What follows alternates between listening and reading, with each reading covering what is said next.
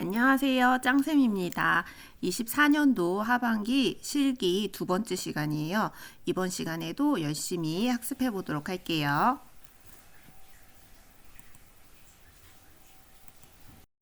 자, 86번은 운동 종류에 관한 문제예요. 보기를 보시면 오늘 저 혼자서 1층부터 3층까지 계단을 오르내리기를 5번이나 반복했어요. 지난주보다 다리 힘이 더 좋아진 것 같아요. 라고 돼 있죠. 계단 오르는 내용들은 이제 관절이 움직여지기 때문에 관절의 가동성을 도모하는 등장 운동이라고 보시면 되죠. 예를 들어서 뭐 대부분의 운동들이 등장 운동이라고 보시면 되죠. 수영, 걷기, 조깅 이런 것들이 해당이 돼요. 근데 견인 환자라든지 석고붕대, 골다공증 환자 같이 한 신체 부위를 고정해야 되는 대상자라면 근육의 장력을 변화시키는 등척 운동을 시키실 수 있죠. 그래서 근력 운동, 벽 밀기, 대퇴사두근 운동, 케겔 운동 이런 것들이 등척 운동이라고 보시면 되겠어요. 87번 문제는 오른쪽 다리가 불편한 목발 보행을 하는 대상자가 계단을 올라갈 때 첫 번째 동작이 뭐냐 하는 그림 문제였어요. 옆에 그림과 같이 이제 계단을 올라갈 때는 건축이 먼저 가야 되기 때문에 왼쪽 다리가 올라가 있는 그림을 고르시면 되는 거죠. 목발 보행하실 때 이제 계단을 올라갈 때는 항상 건축이 먼저 가고 계단을 내려올 때는 건축이 가장 늦게 내려온다라고 보시면 돼요. 그 목발과 환측 중에서는 환측 이렇게 순서대로 가시고 목발과 환측은 같이 가도 되는 형태라고 보시면 되겠죠. 계단을 내려갈 때는 목발, 환측, 건축 그리고 목발과 환측이 같이 가고 마지막에 건축 계단을 올라갈 때는 건축, 목발, 환측 그리고 건축이 먼저 올라가고 목발과 환측이 같이 올라가도 되는 형태라고 보시면 되겠어요. 하지의 상태에 따라서 이제 보행법이 2점, 3점, 4점 보행으로 나눠지실 수가 있죠. 2점과 4점은 양쪽 하지가 어느 정도 지탱이 가능한 형태라고 보시면 돼요. 4점을 먼저 하다가 익숙한 사람이 2점 보행을 시행할 수 있고 속도가 좀 빠른 형태가 2점 보행이라고 보시면 돼요. 3점 보행은 한쪽 하지가 약해서 체중 부하를 할 수 없을 때 이제 손상된 그 환측 다리와 목발이 같이 가는 형태라고 보시면 되죠. 그래서 그림을 보시면 1번 그림을 보시면 이 목발과 반대편 다리가 같이 나가는 형태이기 때문에 2점 목발 보행이라고 보시면 되죠. 이번에는 이제 목발이 하나 나가고 다음 걸음할 때 반대편 다리가 나가고 이렇게 하나씩 짚는 형태가 4점 보행이라고 보시면 되겠어요. 3번에는 3번과 4번이 다 3점 보행이에요. 3점 보행인데 이제 3번 같은 경우는 왼발과 목발이 같이 나갔기 때문에 왼쪽이 환측이라고 보시면 되죠. 왼쪽 손상 환자의 목발 보행이라고 보시면 돼요.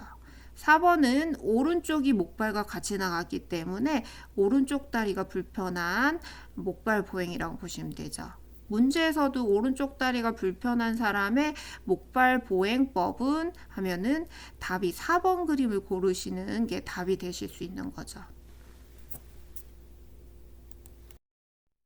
88번 문제는 저혈량 쇼크 시에 정맥혈의 복귀를 돕기 위해 취할 수 있는 자세를 물어보는 거예요. 쇼크 시에 취할 수 있는 자세는 변형된 트렌들렌부르크 자세가 되실 수 있죠. 옆에 그림에 보시면 첫 번째 그림이라고 보시면 돼요. 다리를 올리는 자세, 이제 쇼크 시에 내로 가는 혈류를 증가시키는 자세라고 보시면 되죠. 그림 같이 보시면 2번에 있는 그림은 이제 슬링이 자세죠. 무릎 가슴 자세. 골반 부의 압력을 감소하기 위해서 하실 수 있어요. 하는 운동이나 자궁 위치 교정, 태아 위치 교정, 월경통 완화, 직장이나 대장 검사 시 시행할 수 있죠. 3번에 있는 그림은 이제 심스 포지션이죠. 관장과 항문 검사 시 할 수 있고 무의식 환자 구강 내 분비물을 촉진할 때도 사용할 수 있어요. 그리고 마비 환자가 뭐 청골 부위 욕창이 발생했을 때 대전자의 압박이 너무 심할 때 이제 치기 자세라든지 심스 포지션을 취하실 수 있죠. 4번에 보시면 반자의 자세예요. 파울러 체이죠. 폐 확장하고 흉곽 수술할 때 취하실 수 있고, 우리 비위관 영양이라든지 흡인을 할 때도 반자의를 취하시면 좋으실 수 있죠.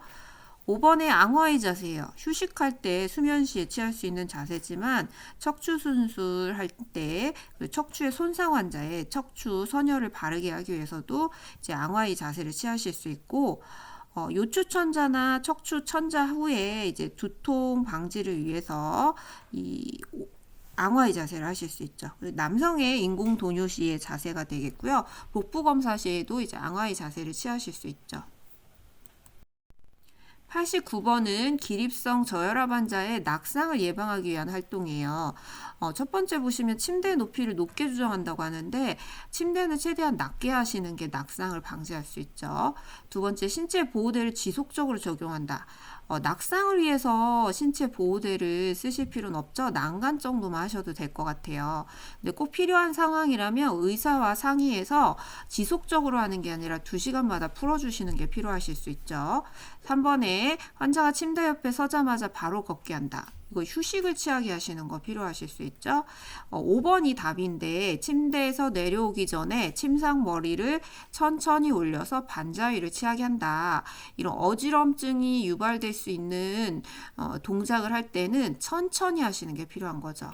4번에 자주 사용하는 물품은 환자 침대에 멀리 둔다. 개인 물품은 손에 닿는 곳에 가까이 두시는 게 필요하시죠. 그 밖에도 이제 보행 중에 기립성 저혈압이 나타나서 어지럽다 하실 때는 즉시 환자를 의자에 앉도록 안정을 취하도록 하시는 거 필요해요. 화장실, 욕실, 복도를 걸을 때는 난간을 잡도록 하시고, 야간에는 간접 조명을 계속 켜놓는 게 필요하죠. 바닥에 물기가 없게 하시고, 바닥에 전선, 난간을 올려주기, 이동 시에 바퀴를 고정하는 거 필요하시고, 콜벨이나 침상의 난간 사용법을 환자 보호자에게 이제 낙상 안전 교육을 시켜주시는 거 필요하실 수 있죠. 90번 문제는 이제 휠체어에 앉아있는 환자가 휠체어에서 시트에서 미끄러지는 걸 방지하기 위해서 사용할 수 있는 신체 보호대는 뭐냐예요. 그림 문제는 아니었고요. 뭐 자켓 억제대, 손목, 발목 억제대 이런 식으로 문제가 나왔었어요. 1번 그림과 같이 이제 자켓 억제대, 자켓 보호대가 답이 되실 수가 있죠. 진압력이 상실된 혼돈 환자라든지 진정제 투여했을 때도 사용할 수 있어요. 그림 같이 보면서 또 목적 살펴보면 2번 그림 같은 거는 사지 보호대죠. 그래서 손목, 발목 보호대라고 보시면 돼요. 손발의 움직임을 제한할 때 사용할 수 있고, 매듭이 많이 물어볼 수 있죠. 크로브 히치 매듭을 사용하실 수 있어요. 당길 때 더 조여지지 않고 쉽게 풀어질 수 있는 매듭이라고 보시면 돼요. 3번에는 장갑 보호대가 보실 수 있죠. 혼돈 환자가 자신이 손으로 긁거나 손상을 방지하기 위해서 하실 수 있어요. 4번은 벨트 억제대라고 보시면 돼요. 그리고 5번은 팔꿈치 보호대죠. 영아나 어린이의 팔꿈치 구부리는 걸 방지해서 수술 상처나 피부의 병변을 손상시키는 걸 방지하기 위해서 하실 수가 있죠. 91번 문제는 얼음 주머니 적용할 때 주의사항에 관한 문제였어요. 첫 번째로는 시간에 관한 문제였는데 30분 정도 대주시면 되죠. 그리고 1시간 정도는 쉬었다가 휴식을 하고 대주시는 게 필요해요. 두 번째로는 커버를 사용해야 된다는 거죠. 커버는 이제 피부 자극이나 화상을 방지할 수 있어요. 물도 덜 씻게 할 수 있고요. 세 번째로는 얼음 주머니는 가득 채우시면 안 되고 2분의 1, 3분의 1을 채우셔야 되는 거죠. 그리고 발적 시에 얼음 주머니를 했는데 발적이 나타났다. 얼음 주머니는 빨리 제거를 하시는 게 필요하실 수 있죠. 그 밖에도 자결감이나 무감각, 수포, 얼룩점, 심한 창백이 나타났을 때도 즉시 제거를 해주셔야 돼요. 얼음 주머니 적용할 때는 피부가야 물기가 있는 상태에서 적용하지 마시고 건조한 후에 적용을 해주셔야 되죠. 그리고 얼음 주머니 적용할 때 금기도 잘 알고 계시면 좋은데, 순환이 안 되는 혈액순환 장애라든지 빈혈 환자, 소아나 노인 환자는 이제 얼음 주머니 금기라는 거 알고 계시면 되겠어요. 92번은 검사를 받을 때 금식이 불필요한 검사는 뭐냐 물어보는 문제였죠. 요추천자가 답이었어요. 흉부 엑스레이 촬영도 이제 금식이 필요 없는 검사죠. 숨을 들이마시고 금속물을 제거하고 촬영하시는 게 필요해요. 상부 위장관 촬영술이나 발윤관장, 정맥 신우 촬영, 기관지 내시경, 위내시경, 대장 내시경 이런 것들은 금식이 필요한 검사라고 보시면 돼요. 그리고 MRI 같은 경우도 조영제를 쓸 때는 금식이 필요하시죠. 대부분의 이제 천자 검사들이 금식이 필요 없는 검사라고 보시면 되겠어요. 그리고 또 기억하실 게 이제 상부 위장관 촬영술은 검사 후에 수분 섭취를 많이 하셔야 되죠. 발윤 관장은 검사 후에 관장을 해주셔야 돼요. 정맥 신호 촬영은 소변을 참고 검사를 해주셔야 되고, 기관지 내시경을 하실 때는 갔다 와서도 금식을 좀 유지를 하시고 출혈이 있는지 호흡곤란이 있는지 잘 봐주셔야 되죠. 위내시경은 자치기를 취해 주시고, 대장 내시경은 전날에 하제를 복용해서 장을 깨끗하게 하는 게 필요하실 수 있어요. MRI 같은 경우는 폐쇄공포증 있는 사람들은 수면 검사를 하실 수 있고, 소음이 심하기 때문에 헤드폰을 이제 착용을 하실 수 있죠. 시간이 20에서 40분 동안 걸리고, 금속물이나 자기장이 있는 물질, 화장을 제거하고 가시는 게 필요해요. 그래서 핸드폰이라든지 카드라든지 이런 것들도 다 제거하고 가시는 게 필요한 검사라고 보시면 되겠어요. 93번은 전신마취 수술을 예정인 대상자에게 이제 내려가기 직전에 해야 될 것들에 대한 간호보조 활동이에요. 첫 번째 보시면 의치는 제거하고 가셔야 되죠. 보철기, 보청기, 보철기, 의치 다 제거하고 가셔야 돼요. 두 번째로는 입원 팔찌는 착용을 하고 계셔야 되죠. 의식이 없는 동안에 본인을 확인하기 위해서 입원 팔찌가 꼭 필요하죠. 세 번째로는 속옷은 제거하고 가셔야 돼요. 네 번째, 수술 표식은 지우시면 안 되죠.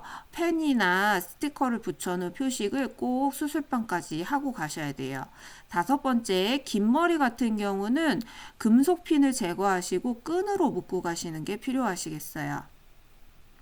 수술 전날 해야 될 것들, 전날에 하는 거는 금식, 관장, 피부 준비가 필요하죠. 그리고 당일날 유치도뇨 삽입하는 부분이 빠졌는데 배뇨를 꼭 확인하고 가셔야 되고, 유치도뇨관을 삽입해 필요한 사람은 내리기 직전에 삽입을 해주셔야 되죠. 수술이 끝나고 오면은 자세가 중요한데, 의식이 없는 대상자는 앙하이에서 고개를 옆으로 흡인을 예방하기 위해서 해주시고, 의식이 회복되면 반자위를 취해주시면 되겠죠. 그리고 수술 직후에는 금식을 유지하시고, 금식이 끝난 후에는 물을 먼저 먹이시는 거 필요하시겠어요. 94번에 흉광천자 검사를 위한 간호보조 활동이에요. 폐를 싸고 있는 늑막강 내에서 이제 검사물을 받는 방법이라고 보시면 되겠죠. 흉광천자 할 때 자세는 옆에 그림과 같이 늑골과 늑골 사이에 바늘을 꼽아야 되기 때문에요. 머리를 천자하는 쪽에 상지를 머리 위로 올리거나 의자 등받이 쪽으로 이제 앞으로 숙인 자세를 취한다든지 하는 게 필요하실 수 있죠. 이 폐검사기 때문에 1번과 같이 검사 전에 도뇨를 하실 필요는 없으시죠. 도뇨가 필요한 검사는 소변을 보는 검사가 있죠. 복막천자를 하실 때는 소변을 본 다음에 천자를 하시는 게 필요하죠. 두 번째, 검사 중에 바늘이 삽입되면 기침을 제한한다. 정답이죠. 숨을 참고 기침 재채기를 금지시키는 게 필요하실 수 있어요. 세 번째, 검사 후에 옆으로 누운 잭나이프 자세를 유지한다. 옆 누운 잭나이프 자세는 요추천자 할 때 새우등 자세를 취하는 자세라고 보시면 되겠죠. 흉곽천자를 하고 나서 자세는 흉곽천자를 한 부위가 위로 가고 건강한 쪽이 아래로 하는 자세를 취하시는 게 필요해요. 그래서 액체를 제거한 빈 공간에 폐가 확장되는 걸 돕기 위한 자세라고 보시면 돼요. 그리고 4번에 검사 후에 천자 부위는 개방된 상태로 되시면 이제 공기가 들어갈 수 있기 때문에 무균적인 폐쇄 드레싱을 하고 압박을 하시는 게 필요하죠. 5번에 검사 후 검체는 24시간 상온에 두고 난다. 아니죠. 바로 내리시는 게 필요해요. 검사물들은 대부분 바로 내리고 지체됐을 때는 냉장고에 보관을 하시고 상온에 보관하는 검사는 요추천자 검사물이나 아메바 대병 검사는 실온에 보관하시는 게 필요하죠. 그리고 검사가 지체시키면 안 되는 검사도 있죠. 동맥혈 가스 분석은 즉시 내린다 해주시는 게 필요하실 수 있어요. 95번은 24시간 소변 검사 시에 소변을 수집하고 보관하는 방법이에요. 첫 번째 보시면 검사가 끝나는 시간의 마지막 소변은 포함을 해주셔야 되죠. 그래서 24시간 소변을 할 때 첫날에 7시에 시작을 했다. 그러면 7시 소변은 버리고 다음날 7시까지 소변을 모아주시는 게 필요하죠. 두 번째, 밤에 본 소변을 별도 보관 후에 검사실로 보낸다. 24시간을 수집하기 때문에 중간에 이제 소변이 빠지지 않도록 해주셔야 돼요. 3번도 마찬가지로 검사가 있다고 해서 소변을 덜어서 검사를 보내시면 안 되시겠어요. 네 번째, 시작 시간에 첫 소변은 버리시고 24시간 동안 소변을 모은다. 정답이 되시겠죠? 5번에 소변 수집 중에 소변을 흘렸으면은 다시 시작해 주셔야 돼요. 누락이 있거나 흘렸으면은 다시 시작한다 해주셔야겠죠. 그 밖에 소변 검사 중에서 뭐 일반 소변은 중간요를 받아라, 소변 배양 검사는 도뇨를 하시는 게 필요하실 수 있겠죠. 96번은 성인 심폐소생술에 관한 문제예요.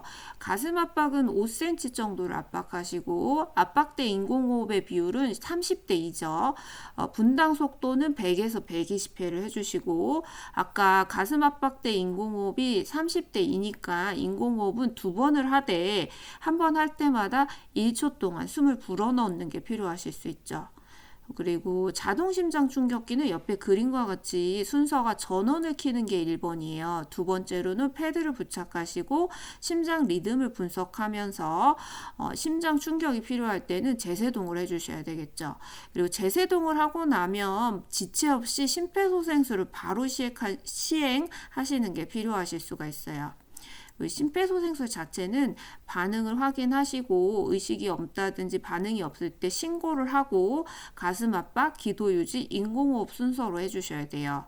가슴 압박하실 때 아까 5cm를 압박하는데 압박하는 부위는 가슴뼈의 아래쪽 2분의 1 지점이 되시겠죠. 이때 팔꿈치를 곧게 피시는 게 필요해요.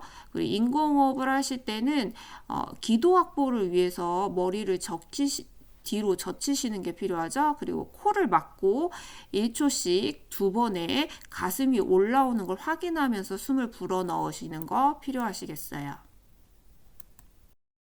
97번 보시면 왼쪽에 정강이뼈가 부러져서 통증을 심하게 호소하는 환자에게 취해야 할 조치로 옳은 것은 고르는 문제예요. 골절이 발생을 하면 우선은 안정을 하고 고정하고 냉찜질, 환부를 거상하는 게 필요하실 수 있죠. 여기 보시면 왼쪽 다리를 움직여 보게 한다. 왼쪽 다리가 부러졌기 때문에 고정을 하시는 게 필요해요. 움직이지 하시면 안 되겠죠. 두 번째로 왼쪽 다리는 심장보다 아래 두게 한다. 왼쪽 다리가 거상이 되셔야 되죠. 심장보단 올라가야지 붓기가 가라앉으실 수 있고 얼음찜질도 하시는 게 필요하실 수 있죠. 세 번째, 개방성 골절일 경우에는 튀어나온 뼈 같은 거는 밀어넣지 않도록 해주시고 멸균 생리식염수로 세척하거나 멸균 드레싱을 해주시는 게 필요해요. 네 번째, 바지를 벗긴다 내용이 나오는데 옷 입히기에서 이제 입을 때는 손상 부위를 먼저, 벗을 때는 건축을 먼저 하시는 거죠. 4번에 바지를 벗을 때는 건칙이기 때문에 오른쪽 다리를 먼저 벗기시는 게 필요해요. 다섯 번째, 왼쪽 정강뼈의 위아래 관절을 포함한 부위에 부목을 댄다. 맞죠. 부목을 대실 때는 손상 부위의 상하부를 모두 포함하시는 게 필요해요. 신경혈관계가 이제 상태를 전후 확인하시고 부목을 대는 것도 필요하실 수 있죠. 98번은 입원 환자의 불안을 줄이기 위한 간호보조 활동이에요. 보기를 보시면 이제 불안의 요소들이 의학 용어를 사용하는 것들, 그리고 2번과 같이 처치를 할 때 커튼을 여는 것 같이 프라이버시가 결여됐을 때, 그 세 번째로는 환자의 이름 대신 침상번호를 부르는 것 같이 이제 존중에 이제 규격화돼 가지고 환자로 하나의 인격으로 존중을 못 받을 때 또 불안감이 커질 수 있겠죠. 네 번째로는 호출별의 위치와 사용법에 대해서 설명하는 거는 불안을 줄일 수 있는 방법이에요. 자세한 설명들 해주시는 거 필요하죠.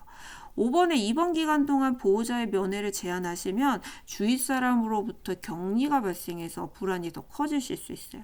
특히 소아 같은 경우에 심하실 수 있죠. 99번에 간호조무사가 환자를 전동한 후에 돌아올 때 가지고 와야 되는 물품은 뭐냐라고 보시면 되겠어요. 예전에 이제 이거에 가지고 가는 건 뭐냐 문제가 나왔는데 이번에 또 가지고 올 것을 물어보네요. 답은 3번에 있는 전출병동의 수액걸대죠. 각 병동의 자산이기 때문에 수액걸대라든지 휠체어는 원래 있던 병동으로 돌아가는 게 맞아요. 그래서 이제 전출병동의 수액걸대는 가지고 가시고 전입병동의 휠체어는 두고 오시는 게 필요하죠.